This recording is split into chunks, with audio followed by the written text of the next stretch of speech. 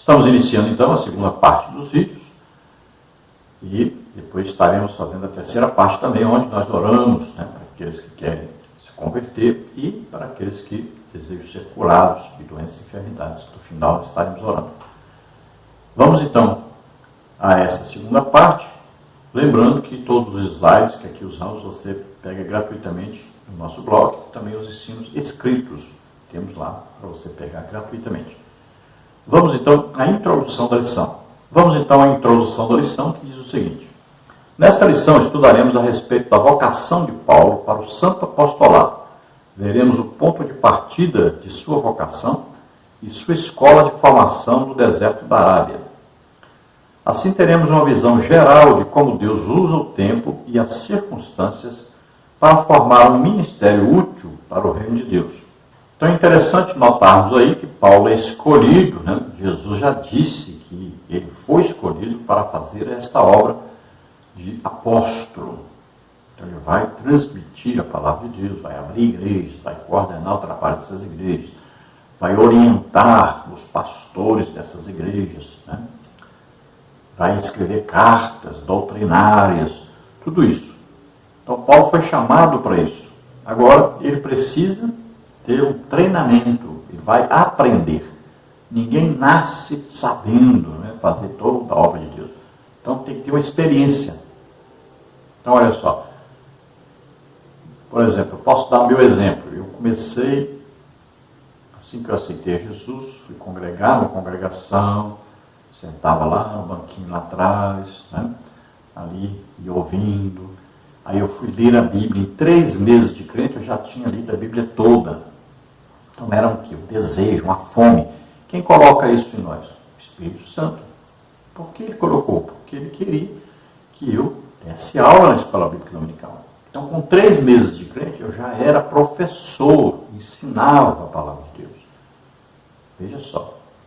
Eu já pregava, comecei a pregar na rua. Então era pregador. Hoje eu trabalho mais com ensino, mas era pregador mesmo. Então já pregava o Evangelho. Porque eu lia muito. Depois de ler a Bíblia toda em 3 meses, eu já comecei a ler direto, novamente, para todo ano ler a Bíblia pelo menos uma vez, a Bíblia toda, todo ano. Então, é importante você ir sentindo isso, essa orientação do Espírito Santo, e você vai se submetendo. Desde que eu aceitei a Jesus como Senhor e Salvador, todo dia, pelo menos 1 hora de oração, todo dia. O jejum, toda semana, orar, aí jejuar pelo menos 1 dia por semana, às vezes 2 dias, às vezes 3 dias, Então isso deve ser o quê? Normal na vida do crente. Então você vai sentindo a orientação do Espírito Santo, você vai se submetendo. É importante. Mais tarde você vai ver que é importante. Então você tem que ter uma prática. Sempre evangelizei colégios, praças, hospitais, prisões. Olha só, isso é prática na vida cristã que é necessária. Então você precisa se submeter ao Espírito Santo e ir fazendo isso. Fazíamos culto na rua, 2 cultos na rua por semana. Então depois fomos o quê? Missionário. Foi para o campo missionário. Abrimos 8 igrejas, pela graça de Deus. Olha só, tudo é o quê? Experiência. Eu já fui líder de missão no lar, já fui líder de evangelização nas ruas, que é campanha, que a gente chama de campanha. Já fui líder do família, departamento de família, já fui superintendente geral da igreja, com mais de 20 mil alunos, já fui superintendente nas congregações, onde eu congreguei, professor sempre, ministrando aulas. Tudo isso é o quê? Experiência, você vai tendo, Então você vai participando dos trabalhos na igreja. E você vai aprendendo como é que funciona e tudo. Então já dirigi igreja. Tudo isso é o quê? O trabalho que você vai fazendo. Já participei muito de cultos de avivamento, libertação, curas, expulsão de demônios, muito acontecia demais. Então, tudo isso é experiência. Você vai trabalhando, se submetendo, e o Espírito Santo vai te usando. Então, somos usados em curas. Então, tem lugar que nós vamos aí, são 200 pessoas curadas no fim de semana. Tem lugar que nós estamos passando um mês, foi mais de 1000 pessoas curadas.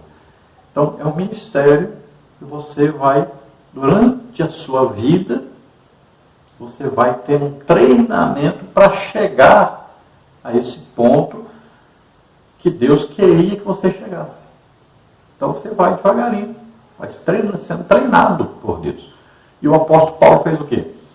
Ele foi para a Arábia. O que tem na Arábia?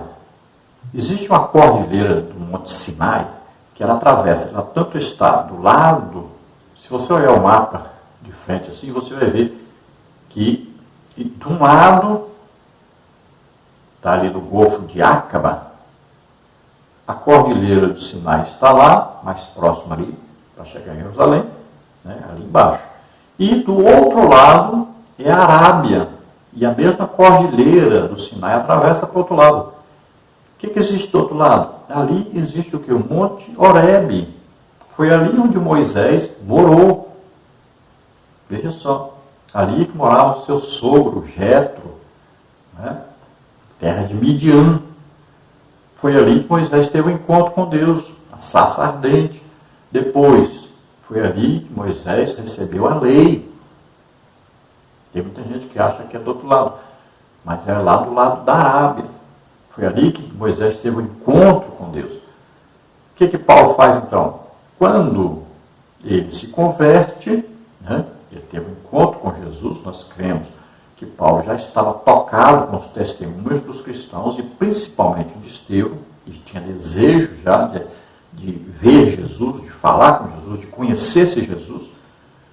Então Jesus aparece a ele é escolhido então para ser apóstolo. Ele, em Damasco, ali, ele tem o primeiro treinamento, ele começa a pregar ali. Agora ele vai para a Arábia, para o Monte Horebe. Ele pensou o seguinte: se Deus falou com Moisés lá, eu vou para lá e eu vou também falar com Deus. E realmente ele tem um encontro com Jesus ali. Tanto é que quando ele vai falar sobre Santa Ceia, ele diz: olha, isso aqui que eu estou falando, eu não aprendi de homem nenhum, eu aprendi do Senhor. Então veja que Paulo teve um treinamento, ele aprendeu diretamente de Jesus. Muita coisa ele aprendeu diretamente de Jesus. E Jesus não apareceu para ele só no caminho para Damasco. Jesus apareceu outras vezes para ele. Então ele teve encontros pessoais com Jesus. Ele aprendeu de Jesus. Agora, ele não ficou 3 anos na Arábia. Veja bem que a Bíblia diz que ele foi à Arábia, depois ele volta para Damasco. Todo esse período deu 3 anos. É isso que ele está dizendo. Então vamos ler aí na Bíblia o que diz em Gálatas 1, 17, 18. Nem tornei a Jerusalém a ter com os que já antes de mim eram apóstolos, mas parti para a Arábia e voltei outra vez a Damasco. Depois, passados 3 anos, fui a Jerusalém para ver a Pedro e fiquei com ele 15 dias. Então veja, ele foi à Arábia, teve um encontro com o Senhor Jesus, aí ele volta para Damasco, né, e depois de 3 anos, aí ele vai a Jerusalém. Tá? A Bíblia não está dizendo que ele passou 3 anos na Arábia. Vamos ver aí o tópico 1. O ponto de partida para a vocação de Paulo. Subtópico 1, chamada e presciência divina. A vocação de Paulo foi estabelecida segundo a presciência de Deus. Ele mesmo confirma esse fato aos Gálatas quando escreve: mas quando aprove a Deus, que desde o ventre de minha mãe me separou e me chamou pela sua graça, Gálatas 1,15, então o apóstolo experimentou uma completa transformação por meio do encontro com Cristo e foi vocacionado por ele para uma grande obra. O livro de Atos atesta para uma chamada presciente quando nosso Senhor diz a Ananias: vai, porque este é para mim um vaso escolhido para levar o meu nome diante dos gentios e dos reis e dos filhos de Israel. E eu lhe mostrarei quanto deve padecer pelo meu nome. Atos 9, 15 e 16. Assim, Paulo foi batizado no Espírito Santo, batizado nas águas e teve a sua visão recuperada. Atos 9, 18. Então veja bem, quando Deus olha no futuro e vê Paulo, né, se convertendo, vê Paulo se entregando, desejando ser usado por Deus, então existe agora um plano de Deus traçado para Paulo. O que Paulo vai precisar de fazer? Olha, ele precisa estudar aí filosofia, né, grega, né, estudar. Então ele nasce num lugar onde tem isso, ele estuda isso. Ele precisa estudar detalhadamente a lei, a palavra de Deus. Então existia o Antigo Testamento. Então o que acontece? Paulo vai estudar em Jerusalém aos pés de um mestre chamado Gamaliel. Ele precisava disso. Então ele ia pregar aos gentios e tinha uma educação gentílica. Ele ia pregar a judeus e ele tinha uma educação judaica. Ele ia escrever para os gregos e judeus e ele tinha uma educação necessária para isso. Ele ia falar tanto com o povo humilde, pobre, simples, como também falaria com reis, com governadores, pessoas importantíssimas. E ele tinha educação necessária para isso. Olha, Paulo estudou. Ele sabia falar latim, língua dos romanos. Ele sabia falar grego, a língua mais falada na época, como se fosse o inglês hoje. E ele sabia falar aramaico, que era a língua falada lá nos países como, por exemplo, no Iraque, né? Naquele tempo lá, o reino da Síria.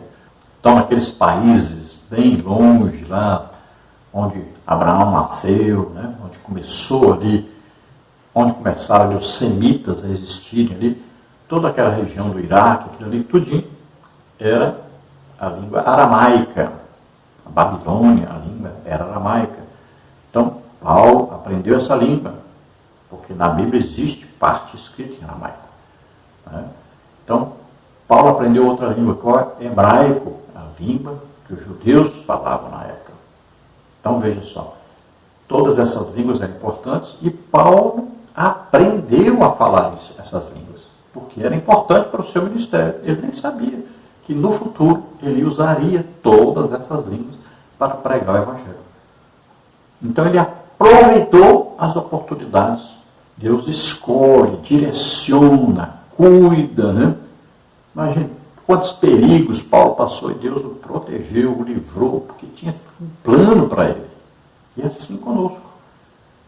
Então Deus tem um plano para cada um de nós. E nós precisamos aproveitar as oportunidades e nos encaixarmos aí nesse plano, né? Nos colocar assim à disposição. Usa-me, Senhor, do jeito que o Senhor quiser, me leva para onde o Senhor quiser, faça comigo o que o Senhor quiser. É colocar a vida, entregar totalmente a vida para Deus e deixar Ele conduzir. Então, nós temos que ser assim, maleáveis. O Espírito Santo vai nos conduzindo, nos levando para onde Ele quer. Então Jesus já diz para Ananias, olha, vai, porque este homem é um escolhido, eu escolhi. Eu tenho um ministério, eu tenho uma função para ele. E ele vai levar a palavra de Deus, a evangelização, até mesmo aos reis. Agora, Jesus diz também que ele vai padecer, perseguir os cristãos, e ele vai ser perseguido. Ele matou cristãos, e ele vai ser morto. Então, ele vai sofrer pelo Evangelho. Então, olha só que a primeira preparação necessária é o quê? Então ele se converte, ele é batizado nas águas, ele é batizado com o Espírito Santo. Isso é essencial. Conversão, batismo nas águas, batismo com o Espírito Santo. Isso é essencial, é primordial, é a primeira coisa que deve acontecer com todo cristão. Então, é básico. E pode ver que em Atos dos Apóstolos, nós vamos ver que isso é básico. Olha lá, cerca de 120 reunidos, todos foram batizados nas águas e todos foram batizados com o Espírito Santo. Então, no início ali da igreja, houve um batismo geral nas águas, além daqueles apóstolos que já tinham sido batizados por João Batista, por Jesus, né? Agora, eles foram batizados com o Espírito Santo. Então, isso é coisa essencial. Batismo com o Espírito Santo é que vai conduzir o crente para o reino espiritual. Vai ter um conhecimento superior. É um conhecimento que está acima do conhecimento humano. Então aqui nós temos os livros, né? Nós temos a Bíblia, nós temos muita coisa. Nós vamos estudando aqui, é o conhecimento humano, intelectual. Agora, acima desse conhecimento intelectual, existe o conhecimento espiritual. São as revelações de Deus. Isso é muito importante. O batismo com o Espírito Santo é que vai nos conduzir a esse conhecimento espiritual. E aí nós vamos colocar em prática. Então não adianta nada conhecer se não colocar em prática. Então nós vamos colocar em prática. Então nós vamos pregando o Evangelho e o batismo com o Espírito Santo nos capacita. Ele nos dá força, poder para pregar esse Evangelho com intrepidez. E aí nós vamos pregando, e à medida que vamos pregando, aí agora o Espírito Santo vai nos concedendo os dons do Espírito Santo, que são as armas de guerra. Agora, armas só são dadas para quem quer guerrear. Então, você entra na guerra, e aí o Espírito Santo vai lhe dando armas, que são os dons do Espírito Santo. E assim foi com Paulo. Paulo diz, olha, o meu apostolado foi confirmado por Deus entre vós, com quê? Com sinais, prodígios, maravilhas. Então, a autenticidade do apostolado, a autenticidade do ministério. Agora, para Paulo chegar a ser um apóstolo, ele passou por etapas. Veja que Paulo dirigiu as congregações que ele abria, pouquinho tempo, mas dirigiu. Paulo ensinava a palavra de Deus. Paulo evangelizava. Olha bem, Paulo orava para as pessoas serem curadas, expulsava demônios. Olha, tudo é o que é uma preparação. São os ministérios, né? Você vai crescendo ali dentro, fazendo a obra de Deus, e você vai sendo usado. Às vezes você é usado na pregação, depois começa a ser usado no ensino, você é usado agora em milagres e curas, libertações, e vai, é assim. Aí os ministérios acontecem, olha, apóstolo, profeta, né? Aí tem evangelista, pastor, mestre, são 5 ministérios. Assim como o corpo humano tem 5 sentidos, né? Então aí tem a visão, o olfato, o paladar, o tato e a audição. 5 sentidos. O corpo de Cristo, a igreja, né? Então ela tem o quê? Os 5 ministérios funcionando. E uma pessoa pode, durante a sua vida inteira, ser usado com 5 ministérios. Vai passando. Um, outro. O apóstolo Paulo passou por essas etapas. Então ele chega ao final da sua vida tendo exercido todos os ministérios. Assim como Jesus exerceu todos os ministérios. No subtópico 2 nós temos um ministério na plenitude do Espírito.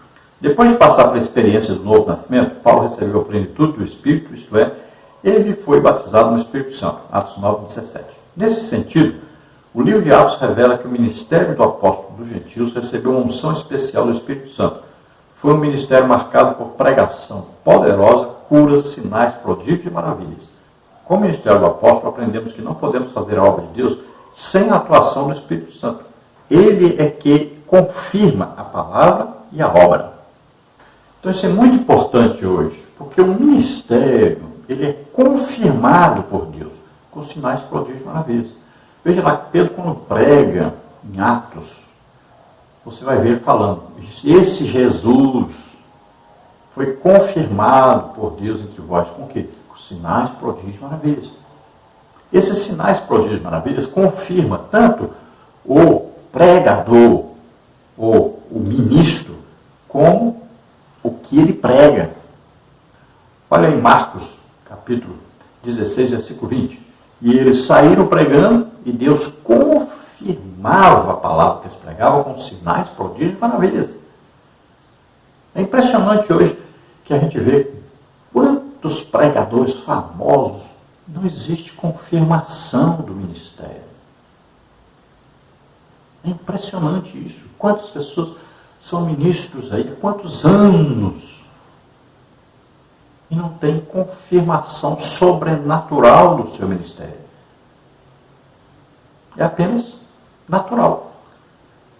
Sabe pregar direitinho, sabe administrar direitinho.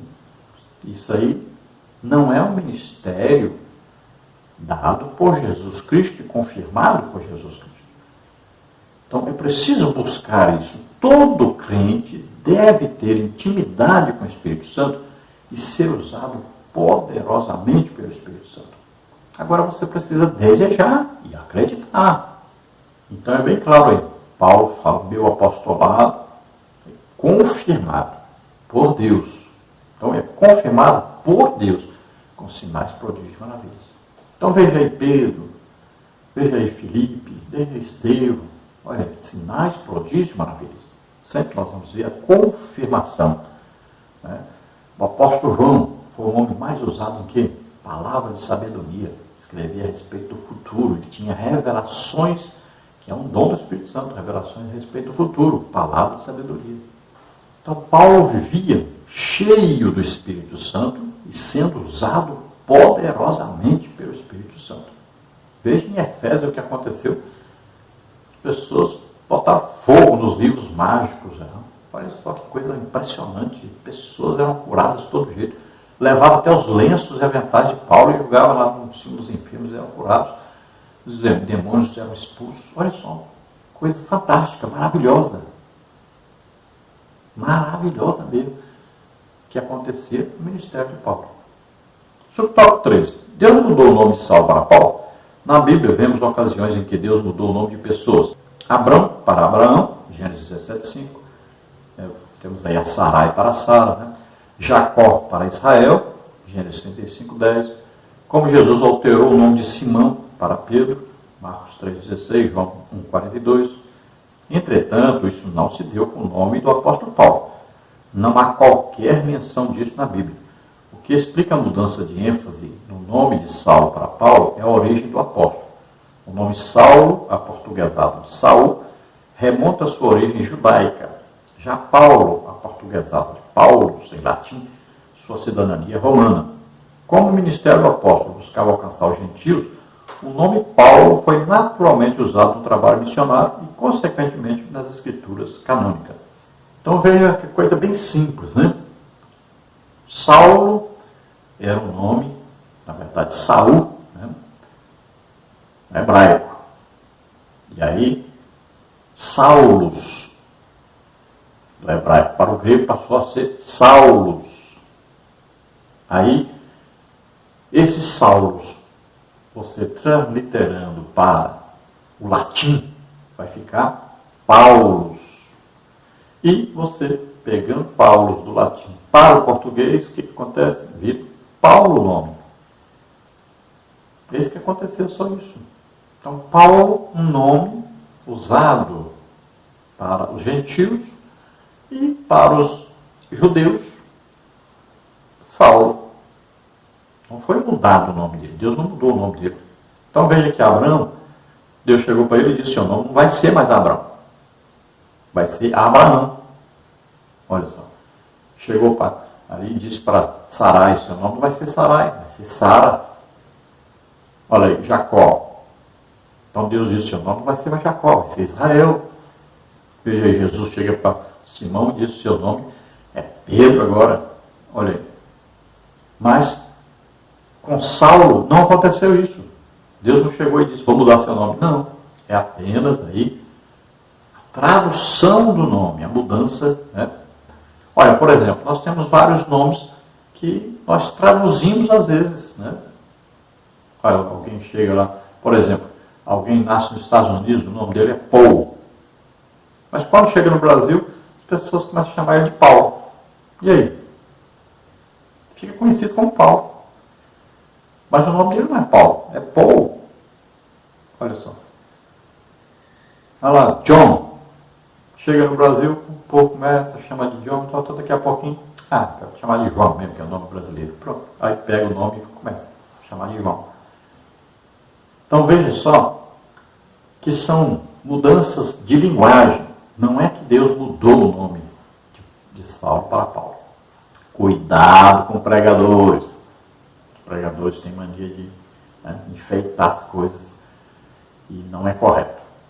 Então terminamos aqui a segunda parte dos vídeos. Vamos para a última parte, a terceira parte dos vídeos agora. Lembrando aí que os slides que nós usamos aqui, as figuras ilustrativas, temos aí no blog gratuitamente. Também os estudos escritos, temos aí para você acessar. Tem muita coisa lá.